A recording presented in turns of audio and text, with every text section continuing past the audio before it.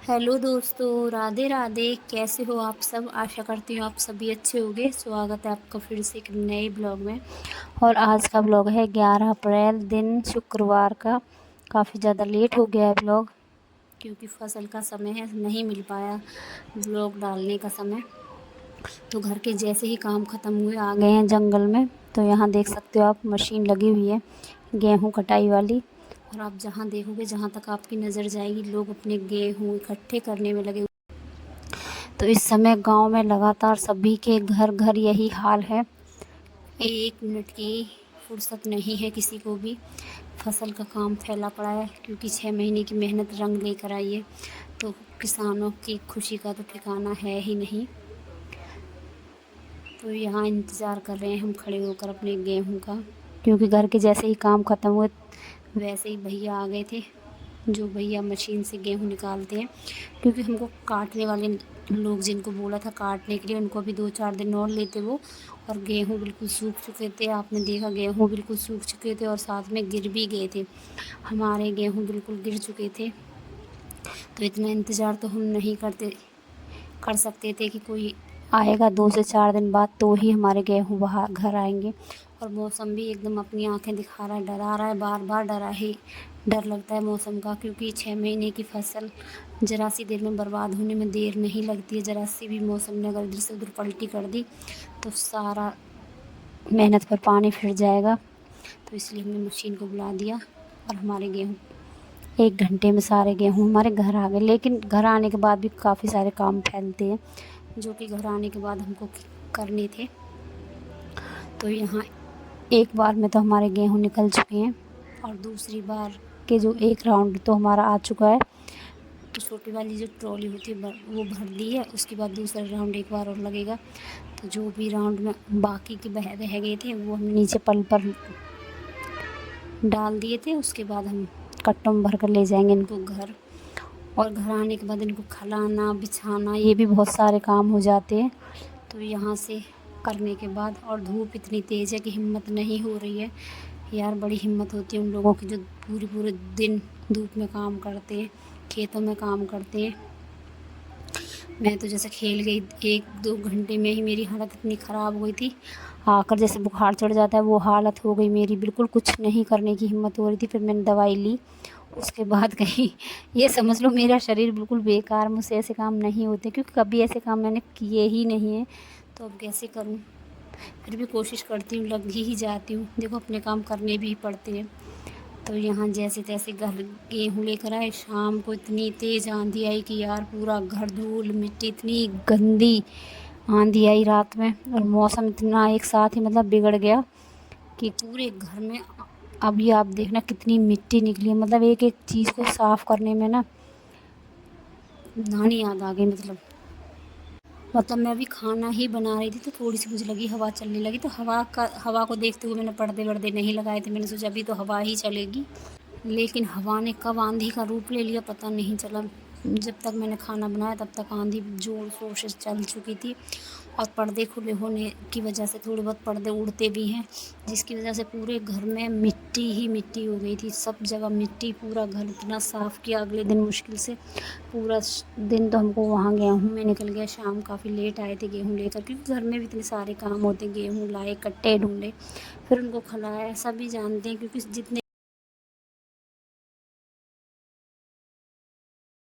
सभी को मालूम है और सबके घर में ही इस समय काम फैला पड़ा है।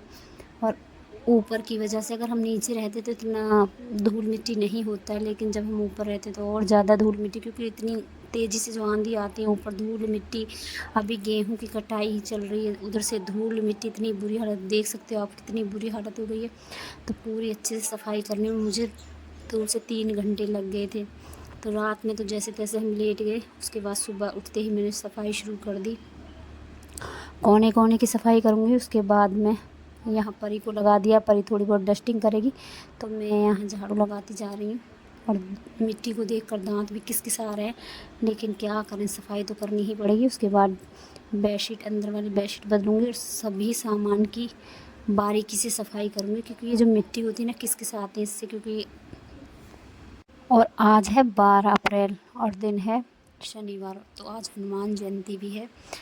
तो काफ़ी ज़्यादा लेट ब्लॉग जा रहा है, उसके लिए सॉरी।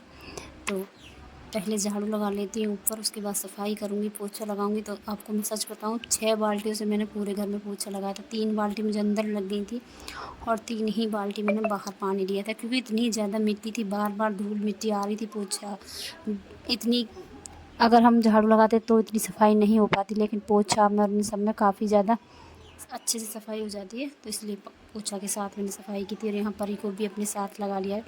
मेरी बच्ची मेरे साथ बड़े सारे काम करती है। तो जितनी भी डस्टिंग थी, इसने पूरी अलमारी को खोल कर भी साफ़ किया, ऊपर से नीचे तक साफ़ किया। बेड साफ़ करेगी, उसके बाद जितनी भी छोटी मोटी घर की चीज़ें वो साफ़ करेगी और मैं लगाऊंगी पोछा, क्योंकि इसके बस की पोछा लगाना तो आज है नहीं। मैं लगाऊंगी बैठकर पोछा, समय लगेगा, आराम आराम से लगाऊंगी। तो फ़िलहाल तो ये जल्दी जल्दी ये वाली सफाई कर लेती हूँ। उसके बाद मुझे भी मंदिर भी साफ़ करना है, क्योंकि आज है हनुमान जयंती। धूप दीप भी करनी है। तो सुबह ये तो करके आ गए हैं, तो हमारी अभी धूप दीप बाकी है। तो फ़िलहाल तो मैं ये कर लेती हूँ।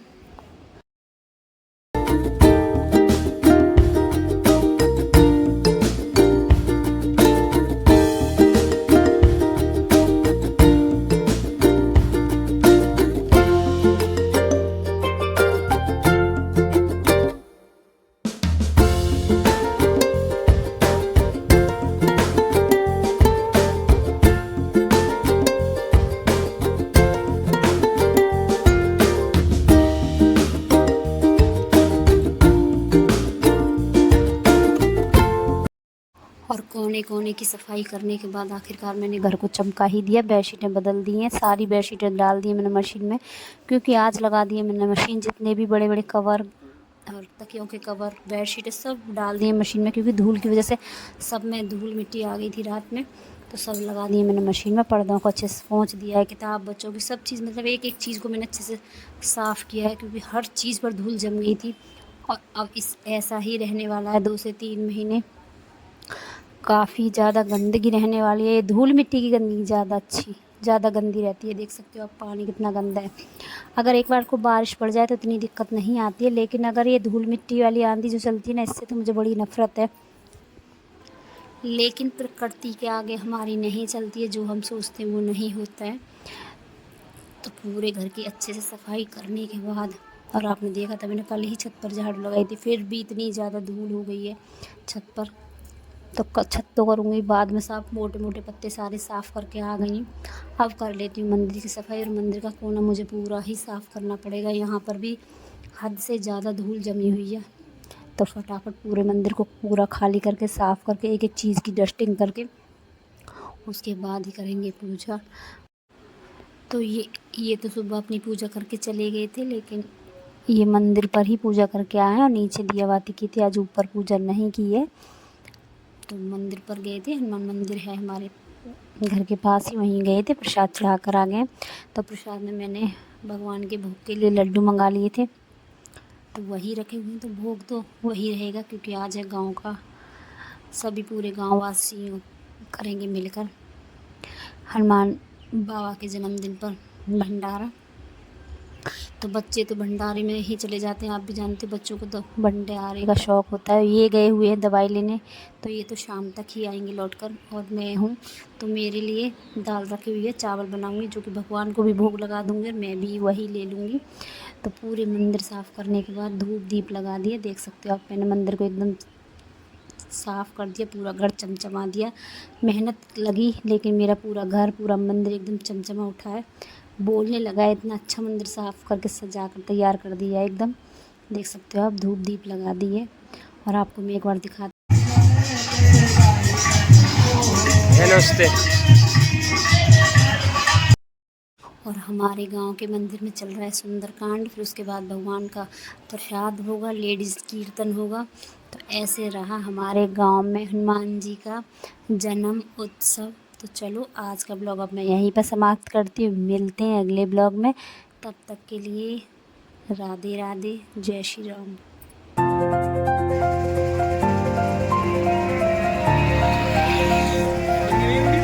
बना रहा हूँ भैया, अभी जाऊँ और 5 से